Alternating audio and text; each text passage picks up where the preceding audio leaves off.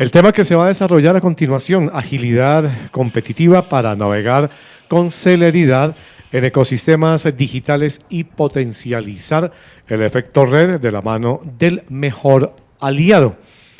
Voy a darle inicialmente el saludo a Julio Sanz, estratega, influenciador, fintech, consultor en transformación empresarial, ejecutivo con amplia experiencia en áreas de negocio, principalmente del sector financiero. Trayectoria de más de 25 años en cargos de negocios, vicepresidente de 2 bancos y una procesadora de pagos. Impulsa el nuevo concepto de gerencias interinas. Inicialmente con Julio, luego ya estaremos presentando a Sandra Romero y a Andrés Felipe Villa, que también nos acompañan en esta tarde. Entonces, Julio, adelante y gracias por estar con nosotros. Perfecto. Gracias. Muy buenas tardes a todos. ¿Me escuchan? ¿Y está bien el sonido? Sí, perfecto. Excelente. Bueno, para ambientar el panel que vamos a comenzar en unos minutos, yo quiero compartir unos conceptos muy interesantes con el cual estuve conversando con uno de los referentes mundiales en términos de plataformas y bancas embebidas o finanzas embebidas o banca invisible, que se llama Simon Torrance. Él es experto, es referente mundial para desarrollar estos nuevos modelos de negocio y estuve conversando con él hace unos días. Entonces lo que yo voy a presentar es producto de la conversación que tuve con él hace unos días. Entonces, ¿qué son finanzas embebidas? Finanzas embebidas se constituye el gran salto hacia lo que es la nueva banca y el ofrecimiento de los servicios financieros en la experiencia de los clientes en sus jornadas habituales de compras y uso de servicios no financieros.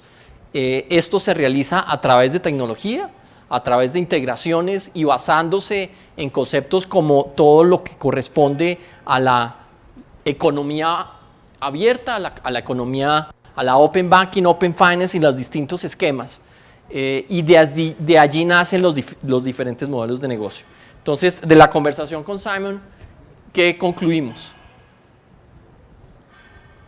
Veamos la síntesis. Primero, la pregunta que le hice en su momento es, ¿la pandemia aceleró los cambios en el sector financiero? Me hizo claramente sí, pero hay que tener en cuenta que los grandes conglomerados financieros antes de la pandemia ya venían generando rentabilidades negativas y retornos por debajo de muchos otros sectores. Entonces, lo que ocurrió con la pandemia fue que aceleró esos cambios, ¿sí? Y los resultados de los sectores financieros globales empezaron a empeorar sus indicadores. Por esa misma razón, porque hay una exigencia en términos de precios, hay una exigencia de innovación y hay una exigencia de inversión en tecnología por parte de las entidades financieras y para retener los clientes que están siendo atendidos por los nuevos jugadores llamémoslos de las fintech o del gran conjunto de entidades que ofrecen servicios financieros. La segunda pregunta, la jornada lo es todo sin fricción y de una forma automática. Esto nos traduce la importancia de poder hacer integraciones con las grandes plataformas de tal forma que el cliente pueda viajar sin fricción y es la base del concepto de lo que son finanzas embebidas o el concepto de banca invisible, que es aquel que presta el servicio en otras plataformas sin necesidad que el cliente sepa quién es el que efectivamente le está prestando esos servicios. La otra pregunta, ¿quiénes son los grandes jugadores hoy en día y hacia dónde se está encaminando el concepto de finanzas embebidas? Pues claramente son las grandes plataformas, no las vamos a mencionar aquí necesariamente, pero Amazon, Rappi, WeChat, Alipay, ya mencioné Rappi y Mercado Libre, ¿sí? Sin embargo, le hice una pregunta, le dije, ¿será que vamos entonces a depender de unas pocas plataformas a nivel mundial? ¿Nos vamos a tener que depender todos de esas plataformas? Y me dijo, no necesariamente. Claramente hoy vemos que sí se está dominando por parte de las plataformas, pero debemos esperar reacciones de los otros sectores económicos para enfrentar esa nueva competencia. Y ahí todos están buscando hacerse un espacio en el negocio. Entonces, ¿qué vamos a ver en el futuro? dice, no necesariamente las plataformas grandes, pero sí vamos a vernos expuestos a plataformas de nicho, donde se respete la jornada de experiencia del cliente, ¿sí? La jornada en el día a día, pero dependiendo de los intereses y de los atributos que le presente esa plataforma a esos usuarios específicos. ¿Qué vamos a ver entonces en el futuro? Muchas superplataformas, pero no las grandes, ¿sí? Las grandes van a existir, pero van a coexistir con pequeñas super apps muy de nicho. Hacia allá va la banca en pocos años. Ahí, por ejemplo, mencionan el Banco Sabadell, donde, ¿qué hizo el Banco Sabadell? Tiene su negocio, su core, escindió el licenciamiento, ¿sí? Montó otra entidad sin la regulación y se puso a ofrecer fue tecnología con el core, ¿sí? Y unió una telco y un retail para sacar una nueva plataforma, dejando al banco, digamos, sin tocarlo, pero generó una nueva beta de negocio, ¿sí? Alquilando su tecnología. Importantísimo, lo mencioné, comunidades. Ese va a ser el eje fundamental, basado en el concepto de plazas digitales, no marketplace, porque en marketplace digamos que hay más una congregación de distintos comercios. Las plazas hay una identidad entre los oferentes y los demandantes, hay un concepto ligeramente distinto. Y la innovación, ¿cómo abordarla? Le pregunté a Simon y me dice, hay que separar la operación, ¿sí? de la innovación. Lleve los nuevos conceptos en un entorno totalmente distinto, ¿sí? Separado de la operación. Y una vez esté madurado y esté ya operando, reintegre la operación, pero no los mezcle, porque claramente se van a presentar inconvenientes porque van a estar en dos culturas distintas, una de operación y una de innovación. Ese fueron los mensajes. Hay otros dos mensajes muy importantes, ya no de Simon Torrance, sino de una banca de inversión de Nueva York especializada en monedas digitales. Y la pregunta que le hicimos al futuro es, ¿qué viene en términos de monedas digitales? La respuesta es, van a haber dos mundos paralelos que se van a conectar en distintos puntos, ¿sí? El mundo de las monedas digitales, de todas estas criptomonedas, Bitcoin, y hay todo un sinnúmero ya de monedas y de atributos distintas a esas monedas, digamos, temas muy sofisticados, pero es como uno ir de un viaje, se va o por tierra a Cali o se va por avión, van a coexistir dos ambientes distintos. Y ejemplo de ello, por ejemplo, es El Salvador, decretó el Bitcoin como una moneda legal y eso tiene un sentido. El 70% en El Salvador no está bancarizado, ¿sí? Pero El Salvador depende en un altísimo porcentaje de las remesas que les producen las personas que viven en Estados Unidos, abaratando entonces con el Bitcoin las transferencias. Entonces van a haber dos mundos en paralelo. El sistema tradicional obviamente va a existir, pero van a salir nuevas monedas y se van a estructurar operaciones en monedas digitales de aquí a pocos años en grandes cantidades. Eso es como el panorama que estamos viendo en términos del sector financiero. Y rápidamente voy a mostrarles unas diapositivas que me permiten expresar lo que les venía diciendo. Aquí ven, por ejemplo, las pérdidas del sector financiero recientemente, la valoración de lo que son las plataformas versus otros sectores. Claramente se está ampliando el gap, por eso la importancia de estar en el juego de las superplataformas. La definición, ya lo hablamos de lo que son finanzas embebidas. Esto hago aclaración que es información de Simon Torrance. Y cómo ofrecen las superplataformas o las plazas digitales, pues claramente es como una plaza donde confluyen todos, los productores, ¿sí? Oferentes de infraestructura, intermediarios y la demanda. Quien tenga los clientes puede empezar a generar esas plazas digitales. Bueno, y ahí donde cada cual puede definir dónde va a jugar. Esa es un poco la presentación para ambientar lo que es la conversación del panel. Entonces, me voy a ir sentando. Estoy donde me siento. ¿Aquí? Ok. Bueno, muchas gracias. Muchas gracias a Julio Sáenz por esta presentación. Recibimos a Sandra Romero, cuenta con más de 20 años de experiencia en el sector financiero, es ingeniera industrial, especialización en mercadeo, cuenta con un MBA con énfasis en planeación estratégica. A lo largo de su carrera profesional ha logrado superar desafíos importantes dentro del ecosistema digital, con una mentalidad de conectar y combinar los diferentes actores focalizados en la experiencia y satisfacción del cliente. Actualmente se desempeña como Country Manager de Evertec Colombia. Un agradecimiento para Sandra por estar con nosotros en esta tarde. Igualmente nos acompaña Andrés Felipe Villa. Andrés Felipe, negociador internacional de la Universidad EAFIT, con estudios ejecutivos en Strategic Management de la Universidad de Pittsburgh, con 20 años de experiencia. Ha trabajado en el Grupo Bancolombia en diferentes cargos de banca corporativa, cash management y plataformas de pago, siendo su último rol el de gerente general de Todo Uno Colombia, empresa dedicada a la gestión de la plataforma de e-banking y el portal de pagos del banco, FacturaNet.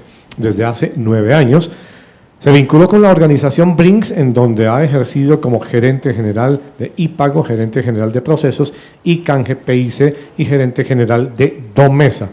Vamos entonces a recibir este panel para que inicien ustedes y aprovechar la presencia de nuestros expertos. Adelante. Gracias. Bueno, Sandra, Andrés, un gusto enorme. Muchas gracias por dedicarnos este tiempo al panel. Yo preparé unas preguntas que quiero compartir con ustedes que yo creo que van a ser de todo el interés de la audiencia. Entonces, falta el micrófono. Listo.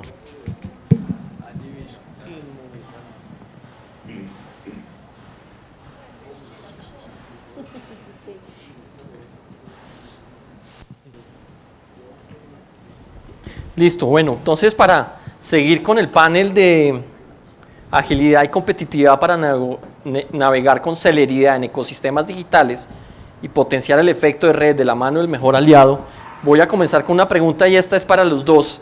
Es, desde el contexto de la audiencia que ustedes han tenido en sus compañías, ¿cuáles han sido esos atributos diferenciadores que los han permitido posicionar y navegar en estas épocas de gran turbulencia? Y me gustaría comenzar con Sandra. Gracias, Julio. Un gusto estar aquí. Beatriz, por la invitación, mil gracias. Lo mismo compartir panel con Andrés. Bueno, pues es una pregunta bien interesante porque prácticamente todos los valores que uno va creando, diferenciadores pues a través del tiempo, son los que perciben los clientes y nosotros digamos que trabajamos muchísimo en ello. Evertec es una empresa de procesamiento de transacciones de pago y prácticamente tiene presencia en 26 países de América Latina.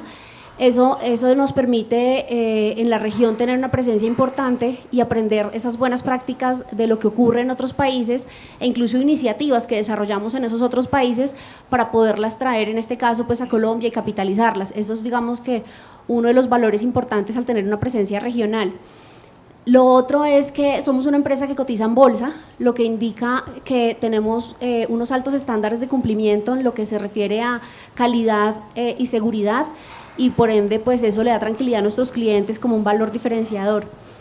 Y finalmente pues el modelo de negocio que tenemos nosotros está centrado en el cliente. Yo creo que más adelante vamos a profundizar en ello, pero es la base, digamos que de esa co-creación conjunta que hacemos para verlo como un aliado y crecer el negocio pues de forma conjunta. Eso es como lo que yo resumiría de Evertec con los grandes retos de diferenciación.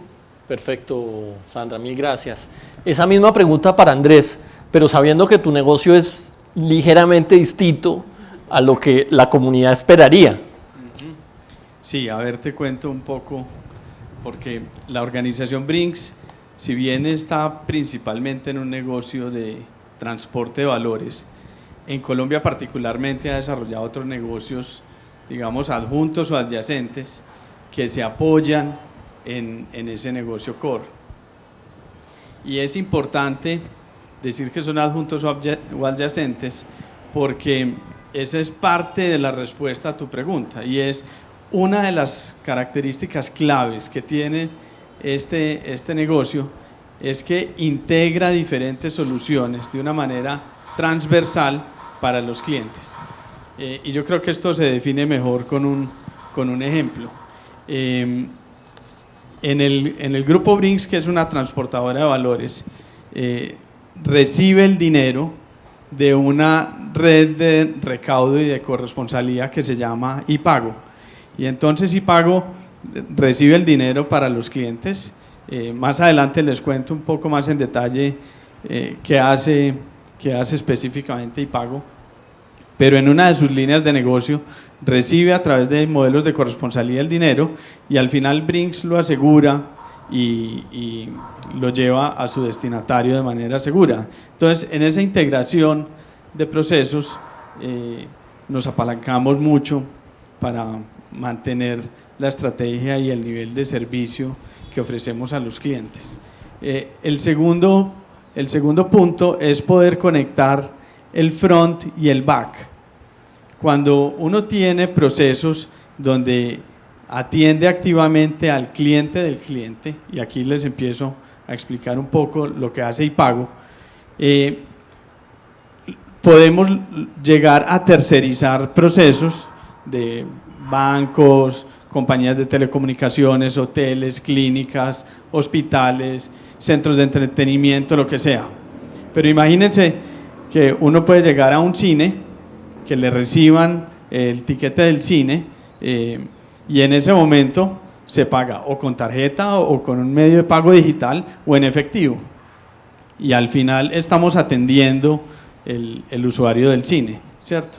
Pero al conectarlo con el back, resolvemos para ese cine el problema de la conciliación, el problema de todo el proceso operativo detrás de la oficina y hacemos cierre de esa caja y simplemente al final del día nos llevamos el dinero. Entonces, ese conector de front y back también consideramos que es uno de los apalancadores de los negocios. Y el tercer apalancador es que resolvemos no solamente los problemas operacionales o asumimos no solamente los problemas operacionales, sino también los riesgos. Y ese punto es crítico porque en los negocios nosotros nos hacemos cargo del riesgo para los clientes. Entonces, en esos tres aspectos es que consideramos que generamos valor al mercado. Bueno, pues, y realmente es muy, muy particular el negocio de Andrés, pero vámonos un poquito a la situación del país, ¿sí? Lo que nos trajo la pandemia, con sus efectos pues, políticos, sociales y con una necesidad imperiosa de hacer inclusión en estos sectores. Desde tu óptica, ¿cuáles son esos como los efectos, los verticales donde ustedes pueden aportar ahí en los ejes de negocio en los cuales están? Sí, mira, ahora con la pandemia, pues hay unos temas que yo creo que todas las compañías tienen que desarrollar, no solamente hablando desde nuestras compañías. Lo primero es que en un entorno de crisis la resiliencia es fundamental. Es decir, que los equipos, los líderes y las empresas sean resilientes es muy importante porque no se puede tirar la toalla por efecto de la crisis, ni siquiera ante una pandemia que nunca antes la habíamos vivido, no había una receta de cómo abordar eso, pero al final las compañías resilientes empezaron a tomar decisiones, por ejemplo, de asegurar la caja, asegurar las finanzas de la compañía, ¿cierto? Y obviamente pues asegurar la salud de las personas, por un lado, pero también hay que tener conciencia, digamos, de las dificultades que una pandemia como esta genera, y hay que ser conscientes que dentro de nuestras compañías muchos de los empleados han tenido impactos muy importantes y que la sostenibilidad de las compañías que pasan por la gente que las maneja, las opera y están en el día a día, pues tiene que ver mucho también con las decisiones que los líderes tomemos en función de mantener el bienestar de esas personas. Seguramente muchos de nuestros empleados actuales tienen personas en sus familias que perdieron su empleo, pues tenemos un poco más de 3 millones de desempleados en este momento en el país, y eso tiene que sensibilizarnos en estos momentos de riesgo.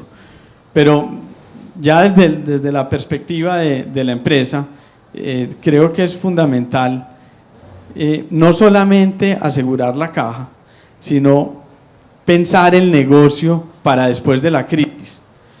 Es decir, aquí hubo un momento muy turbulento el año pasado cuando estuvimos encerrados y todos tratábamos como de maniobrar dentro de esa crisis, pero pasado ese primer momento, yo creo que todos tenemos la responsabilidad de pensar nuestros negocios hacia adelante, cómo se van a transformar, cómo se van a ajustar o adecuar al nuevo entorno. Y creo que eso también es fundamental en este proceso. Gracias, Andrés. Me llevo el mensaje de resiliencia, ¿sí? y una visión amplia de lo que es no solamente quedarnos en estos años, sino ver todo lo que es el trayectorio del tejido empresarial. Sigamos. Sandra, otra pregunta. En esta carrera por la diferenciación, y ustedes que han trabajado mucho el tema de transformación digital, creemos que la tecnología de la digitalización son un medio y no lo es todo, ¿sí? ¿Cómo se debe transformar y cómo deben transformarse los estilos de liderazgo, la cultura y las competencias de los equipos gerenciales, claramente para mantener y llevar las empresas al siguiente nivel? Bien, sí, yo digamos que lo voy a llevar al entorno también de la pandemia, en donde pues las compañías somos las personas, a la final quienes tenemos el conocimiento, sabemos cómo hacer las cosas, somos las personas, y por ende el talento es lo que más debemos cuidar. En el momento en que ocurrió la pandemia, pues, y nos anunciaron, nosotros inmediatamente empezamos el trabajo remoto, y de allí con todo lo que era desconocido y las herramientas pues de trabajo en casa, empezamos a orquestar muy bien todos los procesos para garantizar la continuidad de la operación de los clientes. Pero al mismo tiempo, obviamente teníamos que entrar en un modelo de cambio, en una forma de trabajar nueva, y digamos que la cercanía con las personas no puede cambiar por más de que estos modelos, digamos, que nos impliquen no presencialidad. Y en ese orden de ideas hay unos retos importantes todavía en que los procesos y en que las estructuras de las empresas puedan acoplarse, digamos, que a ese nuevo cambio, pero también hay un aprendizaje en el modelo y es una mayor flexibilidad. La cultura hoy empresarial debe ser más abierta a que el colaborador pueda involucrarse en determinadas cosas, como si estoy presente o trabajando remoto, si mis horarios son unos o los otros, y obviamente pues no perder esa cercanía con los colaboradores y hacer un liderazgo participativo. Esto quiere decir que sea un liderazgo de puertas abiertas, que las personas podamos opinar y podamos, digamos, que en los diferentes mecanismos hoy que hay virtuales, poder complementar las opiniones y las postulaciones pues de iniciativas nuevas. Entonces yo diría que todo esto además nos trae unos desafíos importantes de traer esas buenas prácticas que ganamos con la pandemia, sacar lo bueno de la presencialidad y combinar esas dos cosas para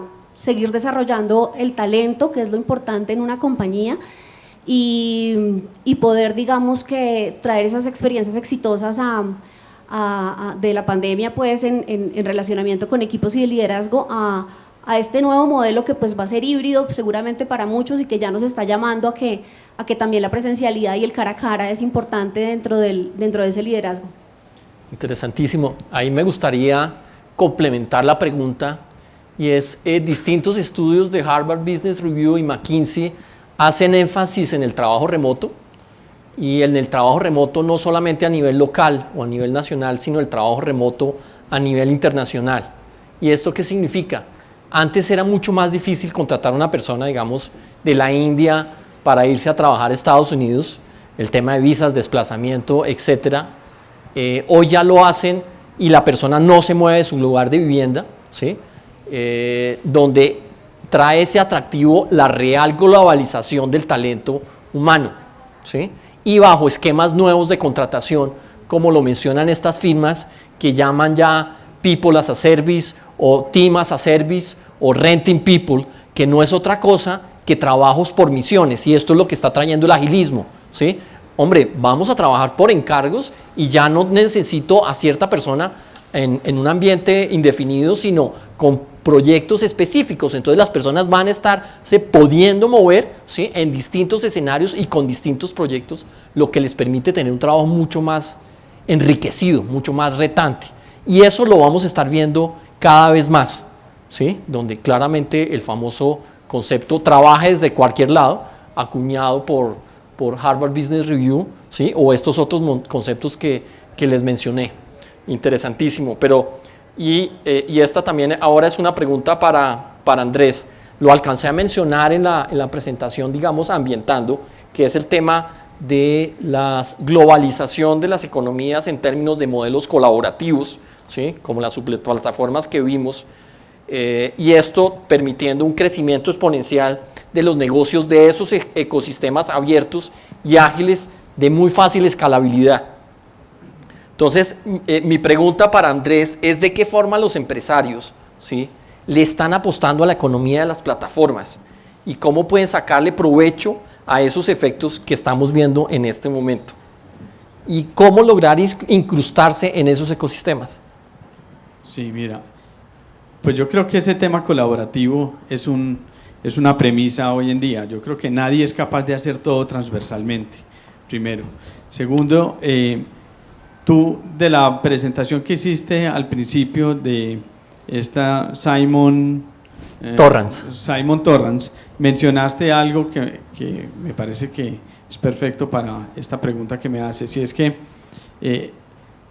las plataformas se vuelven de alguna manera, empiezan a haber plataformas de nicho, y esas plataformas de nicho se espera que sean así, porque las grandes plataformas siempre van a tener, digamos, algunas dificultades para atender nichos o segmentos específicos, ¿cierto?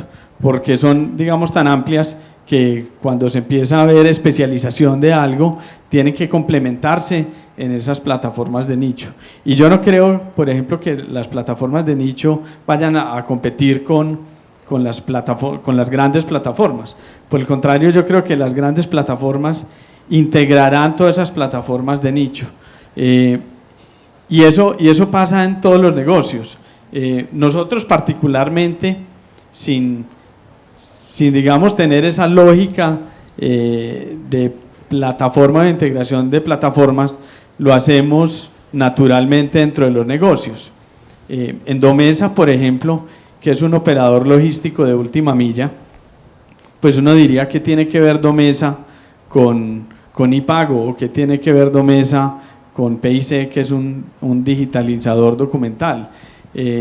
Pero cuando el comercio electrónico se empieza a desarrollar y se requiere llevar los paquetes uno a uno dentro del mismo día de la compra, pues entonces la logística se vuelve un factor fundamental dentro de todo el ecosistema digital, ¿cierto? Y es ahí donde una plataforma entra en colaboración con un operador logístico para generar el cierre del círculo que está ofreciendo, ¿cierto? Afortunadamente, y esto sin darle ningún dato específico, afortunadamente nos llegó la pandemia en Domesa, porque eso se ha duplicado y triplicado los volúmenes desde que estamos operando última milla, ¿cierto? Entonces ahí ve uno claramente cómo puede haber interrelaciones colaborativas de jugadores específicos en diferentes nichos para al final llevar una solución completa al cliente. Muy interesante. A mí me gustaría aquí complementar el valor de esas plataformas. Están proyectando el valor de esas comunidades o de esas superplataformas en más de 7 billones de dólares para el 2030, lo que es claramente por encima a la suma de los valores de los 30 bancos principales en el mundo, ¿sí? Hay un cambio, llamémoslo, no me gustaría decir esa palabra, pero sí hay un cambio de manos en el comando del sector financiero, ¿sí? Donde ya todos pueden participar del negocio financiero, ya no es exclusivo de las entidades financieras. Las entidades financieras claramente aportan pues años de experiencia, años de estar en el negocio, y estas plataformas lo que están es aportando es la cercanía y es la vivencia al lado de las personas, y más compartiendo la información de comportamiento de los usuarios, de los clientes finales, desde todas ópticas, que se facilita cada día más con estas nuevas posibilidades de compartir la información. Muy, muy interesante. Vamos a ver cosas y movimientos en los próximos meses y años en ese sentido. Sandra, sigamos. Ahora vámonos un poquito nuevamente al e-commerce, ¿sí? Y a los marketplaces y a todos los esfuerzos de digitalización desde ese enfoque que han estado muy basados en optimizar la operación. Cómo hacer que todos estos desarrollos comiencen a seguir moviendo indicadores y a fortalecer las operaciones, ¿sí? Estableciendo, digamos, mayor valor y fidelización de esos clientes. Ok, bien. Pues efectivamente, todo lo que tiene que ver con tecnología, con la experiencia del consumidor y el customer centric, pues ha ganado cada vez mayor auge, y el consumidor hoy es cada vez más conocedor. Y en ese orden de ideas, en todos estos temas de innovación, hay que digamos que tener en cuenta esos 3 puntos que mencioné, y adicionalmente pues el ecosistema viene cambiando, entonces hay nuevos actores, no solamente ya es como mencionas las entidades financieras y demás, sino otros nuevos actores, startups, fintechs y demás que están llegando al ecosistema de pagos, que esto ayuda a acelerar todo este modelo. Y ya digamos que de cara a productos, cada vez vemos más cercano una billetera, cada vez vemos más cercano una billetera de pagos, un corresponsal, todo lo que tiene que ver con marketplace, cada vez ya es mucho más sencillo, como lo comentaba Andrés, hacer un pago y desde la virtualidad, desde donde uno esté, y poder entonces tener otra vez el botón o el link de pagos o cualquier otro mecanismo que venden en redes sociales, etc. Y ahí poder entonces capitalizar todo ese avance, digamos que de digitalización y de conocimiento del consumidor para llevar a otro nivel los medios de pago. Entonces yo diría que por ahí digamos que es la tendencia y por ahí es donde venimos creciendo. Y siguiendo en esa línea, vemos que la pandemia, y a todos yo creo que nos llegó por WhatsApp el famoso meme en donde preguntaban quién fue el impulsor de la digitalización de la compañía, si fue el gerente de tecnología o si fue el gerente general, sino en el meme decía que terminó siendo el COVID.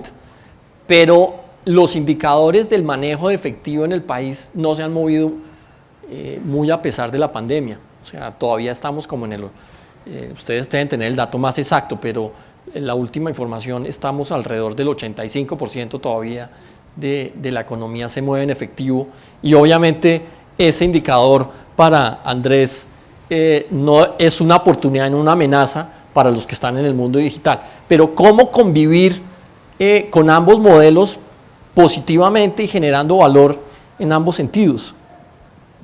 Sí, mira Julio, yo creo que el tema del efectivo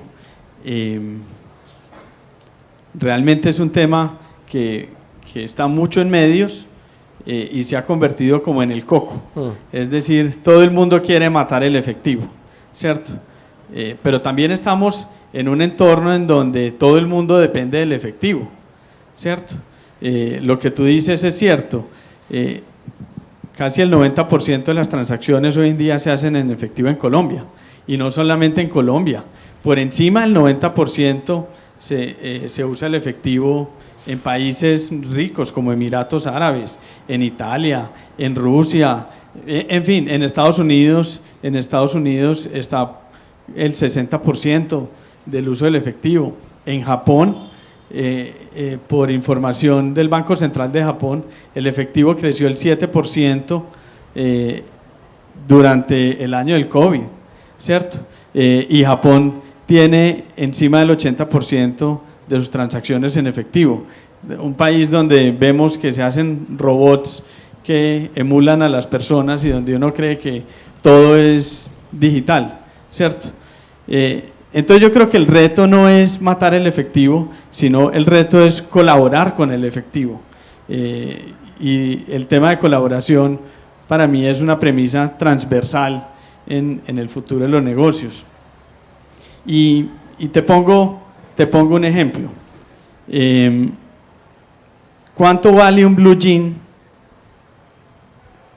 en el Andino, en Fontanar, en donde todos los aquí seguramente presentes compramos blue jeans? Vale, no tengo ni idea pues en realidad, pero valdrá 200.000 pesos, 250.000 pesos, algo así, ¿cierto? Pero si tú no eres usuario de un pago digital, no eres usuario de una tarjeta de crédito, ¿cuánto te vale un blue jean? Pues en el centro un blue jean vale 40, 50, 60.000 pesos, ¿cierto? Y cuando uno mira la pirámide, nuestra pirámide, pues es inmensamente más grande abajo que arriba, ¿cierto? Entonces, pues está muy bien que transformemos el mundo de los pagos, ¿cierto? Pero la manera no es matando el efectivo, es trabajando con el efectivo, es dando soluciones a esa base de la pirámide que pueden partir digitales y que al final se cierran físicas. Por ejemplo, un PIN de pagos. Todos conocemos los pines de pagos y los pines de pagos ayudan a que alguien haga una transacción digital y vaya y la termine en efectivo. Y es un habilitador del mundo digital para quien no tiene posibilidad de acceder a un medio de pago de otra tipología, ¿cierto? Les mencionaba ahora también el tema de Domesa. Tenemos un servicio, por ejemplo, que se llama Cash E-Commerce, y al final es simplemente que alguien que hizo una compra en internet pueda pedir que le lleven el producto a su casa y paga en efectivo en su casa, ¿cierto? Y eso es simplemente llevar el producto final, esa última milla, y hacer recolección del efectivo. Las plataformas no tienen por qué pelear con él, ¿cierto? Tienen que aprovecharse y apalancarse del efectivo para ese segmento que lo requiere y lo usa. Seguramente la tendencia será que baje en el futuro y siga bajando, pero difícilmente dejará de ser el rey de las transacciones, ¿cierto? Por un lado. Y por otro lado, ya me meto en otros temas, digamos un poco más espinosos, pero siempre se dice el efectivo es el generador de la corrupción, el efectivo es el generador el lavado de activos, ¿cierto? Y uno dice, pero el efectivo habilita todas las tiendas de barrio de este país, el efectivo le ayuda a todos los tenderos y al que vive al día a poder comprar donde puede acceder a comprar su comida todos los días, ¿cierto? Entonces, así como tiene de bueno, tiene de malo, seguramente, ¿cierto? Pero en una economía como la nuestra, es mucho más la relación cercana que existe con él y los beneficios que tiene que las condiciones negativas. Entonces realmente yo creo que podemos llegar a puntos donde el botón de pagos es un botón de pagos en efectivo y simplemente si yo no tengo tarjeta y quiero comprar en Amazon o en el Mercado Libre, pues compro y me llevan el producto y allá lo pago y listo, ¿cierto? Entonces, esa sería mi perspectiva.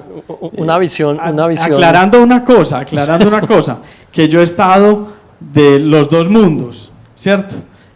Fui responsable de una pasarela de pagos hace algunos años y en ese momento estaba convencido que las pasarelas de pagos eran la solución, pero realmente en la medida en que uno pedalea y pedalea y pedalea y ve que esa pirámide es tan supremamente grande, pues yo creo que hay que preguntarse, ¿será que esta sí es la pelea correcta? ¿O será que más bien debemos colaborar y dar una solución transversal a los clientes?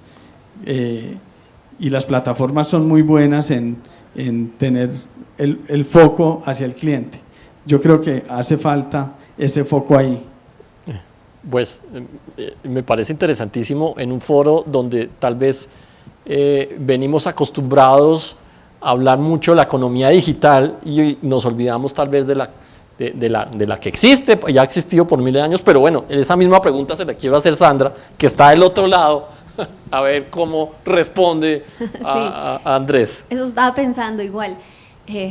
Ojalá me pregunte lo mismo, pero digamos que nosotros en Evertec obviamente trabajamos en la digitalización de los pagos, es decir, no es en contra del efectivo, pero sí es que en la cotidianidad pueda estar menos el efectivo, porque hoy digamos que, como bien se mencionaba, no necesariamente, mejor dicho, el tener hoy, ser un cliente bancarizado no nos exime de que paguemos el transporte o alguna compra por ahí o en tiendas en efectivo.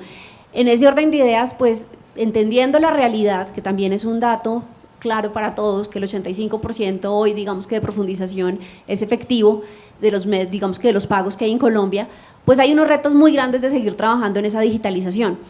Y estoy de acuerdo en que hay que hacerlo, pero no, o sea, no es blanco y negro, hay que ir buscando poco a poco que en la experiencia del consumidor vaya embebido el pago y que no sea tan evidente, que esa experiencia le permita a él tener la comodidad de enrolar un medio de pago y poder vivir esa experiencia de consumo, ya sea tomando un transporte o ya sea para escuchar música o ya sea para ver películas, etc. Y en ese orden de ideas, lo que nosotros por lo menos en Evertec hemos venido trabajando es tener los mecanismos digitales como lo es en Place2Pay, en la pasarela, pero con la opción de pago en efectivo. Si hay alguien que no está hoy bancarizado, pues pueda pagar en efectivo y pues bueno, queda su momento, queda en hold ahí su transacción, su pedido, y cuando ya tenga el PIN y lo que corresponde para poder hacer, digamos que la finalización de la compra lo pueda hacer. Lo mismo con las billeteras. Hoy las billeteras, digamos que no es para toda la población, no es para determinados segmentos premium o algo así, es para toda la población, entendiendo que también ya las cajas de compensación tienen billeteras, las pueden cargar con dinero, pueden hacer transferencias entre ellas mismas y demás, lo cual ya hay, digamos que medios de pago electrónico en la base de la pirámide en donde pueden también hacer el consumo, pero no podemos ser ajenos a que el efectivo es parte, digamos que, del ecosistema. Y por ende entonces las soluciones también tienen tokens para sacar a través de un cajero automático el efectivo y poder tener como esos modelos híbridos, mientras que va progresivamente una transformación en donde idealmente pues ya tengamos mayor participación de los medios de pago electrónicos versus el efectivo. Y pues más en esta pandemia, que lo último que queremos es tocar algo que ha pasado de un lado a otro, y por eso es que lo que es tecnologías como contactless o como ventas no presentes ha ganado un terreno importante, que es prácticamente lo que ha crecido en el país en los últimos 2 años con fuerza para el consumo. Bueno, queda abierto el debate y realmente ahí ese es un debate que no se va a cerrar en los próximos años y podrá ser objeto de muchos planteamientos. Julio, si me dejas ser un poco disruptivo aquí sí, con este dale. tema, yo además creo que es que todavía falta por resolver varias cosas. Por ejemplo, los micropagos. Entonces uno dice, no, dejémosle los pagos pequeños al efectivo y dejemos los otros pagos al digital, ¿cierto? Pero no hay nada que saldrá más caro que tener que ir a recoger en un camión blindado una unas transacciones de micropagos, ¿cierto? Porque al final entonces los clientes nos dicen, no, pero eso es efectivo, ¿cómo lo va a llevar en una bicicleta? ¿Cierto? Hay que llevarlo de manera segura y hay que trasladarlo de manera segura.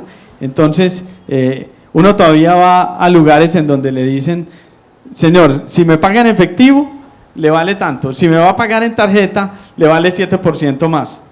Y uno dice, espérate un momentico, pero es que 7% es 2 veces la inflación de este país. Es decir, ese es el costo de transar con ese medio, ¿cierto? Entonces también hay que empezar seguramente a buscar el ajuste o la medida en donde cada solución se va metiendo en sus nichos y va resolviendo transversalmente. Pero yo creo que Sandra toca un punto fundamental y es cómo las soluciones que parten digitales al final se integran también con el efectivo. Y yo creo que ese puede ser la salida al tema. Bueno, muy interesante. Ahí nos podríamos quedar en ese debate horas sin llegar a una conclusión concreta. Ahora, ¿qué pasa con el servicio al cliente cuando todo se está digitalizando y posiblemente estamos perdiendo el contacto con los clientes? Ese puede ser llamémoslo, un menos de la automatización, un menos de la digitalización. ¿Cómo mantener esa cercanía con los clientes, Sandra, desde esa óptica en donde hoy estamos automatizando o digitalizando todos nuestros procesos? Sí, bueno, pues ahí digamos que voy a involucrar pues varias cosas. Lo primero es que el cliente es el centro de, como lo he venido mencionando, de conocimiento pues para las empresas que buscamos trabajar en medios de pago y en general en todas las industrias. Entonces, esta digitalización cada vez con el reto grande que tenemos de un consumidor cada vez más ilustrado y con las nuevas tendencias asociadas a pagos como lo mencionábamos ahorita con Marketplace, con QR, con billeteras, bueno, con toda esta tecnología que pues para muchos pues abruma y que ya no es la excepción tener un teléfono inteligente que le da esa cercanía de compra a todos los, digamos que a los usuarios y que cada vez hay mayor bancarización o que incluso uno puede hacer pago con efectivo más adelante en la transacción.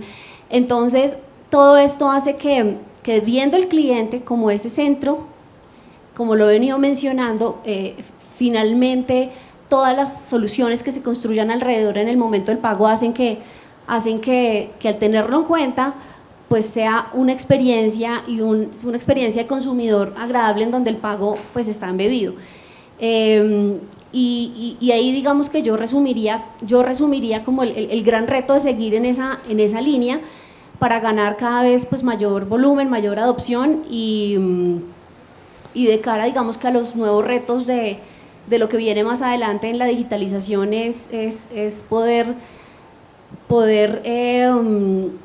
armar digamos que ecosistemas que involucran al expertise de otros para que finalmente el end-to-end de la experiencia esté completa. No podemos pretender que una sola parte del ecosistema pues solucione completamente esa experiencia y si hacemos más colaboración que competencia, eso nos va a permitir ser mucho más ganadores en los grandes retos que tiene Colombia para crecer en este modelo.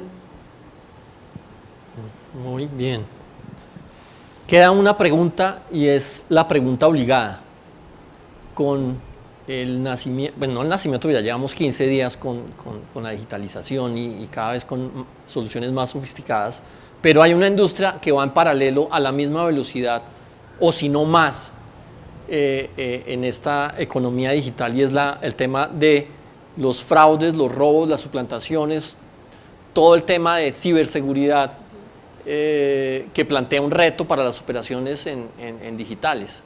¿Qué nos planteas ahí para poder generar la confianza en los usuarios y poder seguir creciendo en esta vertical? Sí, eso es muy importante porque parte, yo creo, de los factores que que influyen en que un cliente no asuma el reto de empezar a meter su información financiera en los medios digitales es ese susto de que lo roben y que de pronto se le lleven la información y pueda, digamos, entrar a usar indebidamente un delincuente pues los fondos del usuario.